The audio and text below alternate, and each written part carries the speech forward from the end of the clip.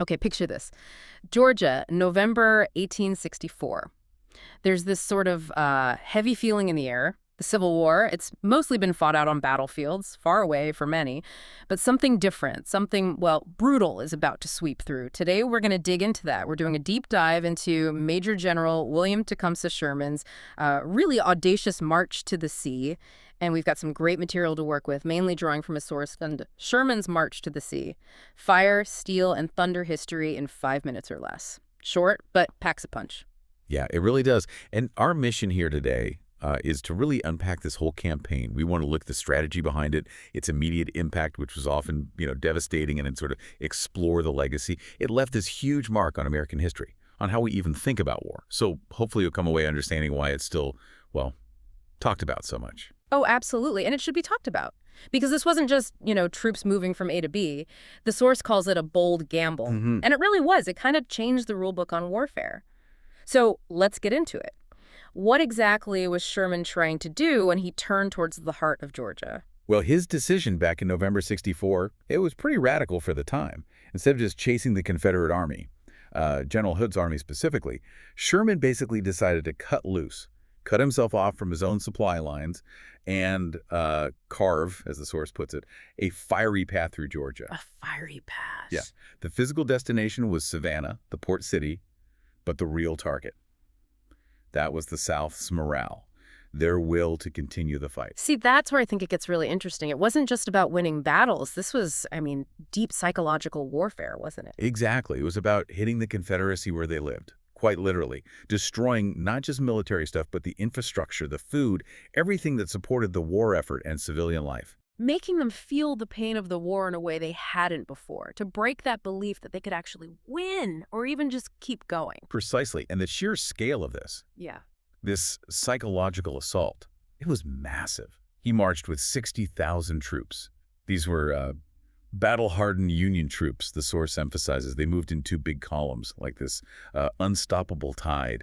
You can imagine the fear that must have spread ahead of them. Yeah, just the news of them coming must have been terrifying. And it really lines up with Sherman's own infamous quote, doesn't it? War is cruelty. It does. And his men, well, they seemed to take that to heart as they moved. So this moving wall of destruction, as our source calls it, what did that actually involve? What were they doing? Well, they weren't just marching. They were systematically destroying things, tearing up railroads, for starters, looting supply depots, burning anything that could possibly be considered of military value. Towns were often left, silent, surrounded by scorched earth. It's a very clear message. And the railroads, that seems key. Those were the lifelines, right? Moving troops, moving food, everything. Absolutely vital. And Sherman's men became, well, infamous for how they destroyed them. They didn't just pull up the tracks. The Sherman's neckties. Exactly. They'd heat the iron rails over burning railroad ties until they were red hot and pliable, and then they'd twist them around trees or telegraph poles into these warped loops. Yeah. Made them completely useless. You couldn't just bend them back easily. Wow. So incredibly thorough destruction. Very thorough. And it wasn't just rails. Bridges were dynamited, supply trains captured, telegraph lines cut. It was about systematically crippling the South's ability to function militarily and logistically, mile by mile. Right. Choked off their ability to respond effectively. Okay, so what did this mean for the ordinary people? The civilians caught in the path of this tide. Georgia hadn't really seen the war up close like this before, had it? For many, the war had been something happening elsewhere. Now, as the source makes clear, they were experiencing its full horror firsthand, right in their farms, their towns, their homes. And this brings up a really important point about the ripple effects. As Sherman's army swept through, something else was happening. Enslaved people saw their chance. Thousands seized the opportunity to escape bondage, flocking to the Union columns, seeking freedom. It was this massive, spontaneous liberation alongside the destruction. A real turning point for so many lives. Absolutely. And at the same time, you had the plantation owners, the bedrock of the Southern economy and society, watching helplessly. Their once grand estates, as the source puts it, often reduced to ashes. Their wealth, their entire way of life, just consumed by the inferno of war. It must have felt like the world was ending for them. And from the Confederate military side, they were basically powerless. Pretty much. General Hood, the main Confederate commander in the area, had been lured away towards Tennessee. It was actually part of Sherman's calculation. So Georgia was left nearly defenseless.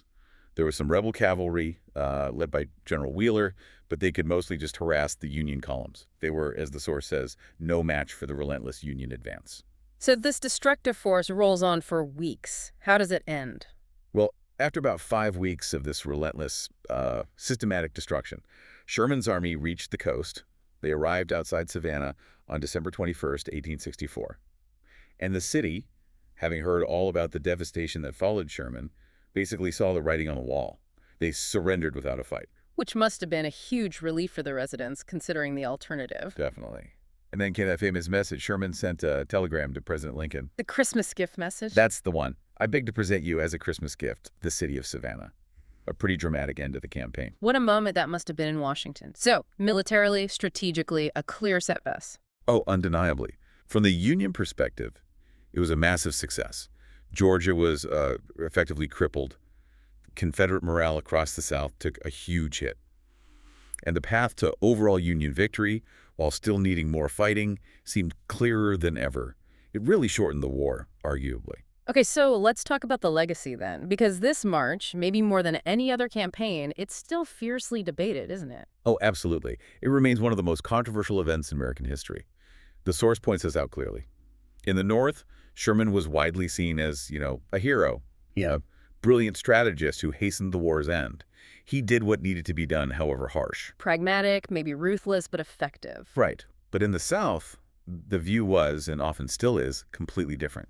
He was seen as a villain who brought ruin and despair. The man who burned their homes, destroyed their land. That narrative of Sherman the Destroyer persisted for generations. That stark difference in perception is really powerful. North versus South, hero versus villain. It really highlights how perspective shapes history, doesn't it? It does. But beyond the debate about Sherman himself, one thing seems clear. This campaign changed the nature of war itself. How so? Well, it really drove home the concept of total war.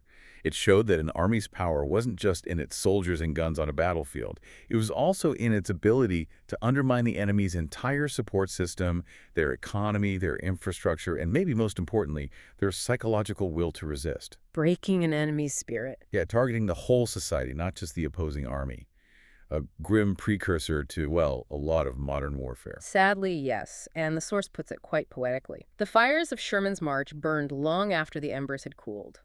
They left physical scars on the land, but also deep emotional scars in the hearts of those who witnessed them. Scars that took a long, long time to heal, if they ever fully did. True. But the source also notes those same fires, in a way, paved the way for the end of America's bloodiest conflict. And ultimately for the beginning of a new chapter in the nation's history, even if that new chapter started with immense pain and division. It's a really complex legacy. So thinking about all this, Sherman's march wasn't just a military campaign. It feels much bigger than that. Oh, definitely. It was, as you said earlier, profound psychological warfare, economic warfare, wrapped up in a military operation. It left this absolutely indelible mark. So what should we, looking back now, take away from it? How does it help us understand conflict? I think it really forces you to look at war as this multifaceted thing. It's not just battles and casualty lists. It's about civilian morale. It's about infrastructure logistics and the deep, long-lasting emotional and societal damage that happens. How a whole society gets drawn in and affected. Yeah, and that legacy viewed so differently North and South, it still echoes today. So maybe a final thought for you, our listeners, to consider. When actions are taken, even with the intention of ending a conflict quickly, how do those actions inevitably shape the peace that comes after? Often, maybe, in ways nobody fully predicts at the time. Something to think about.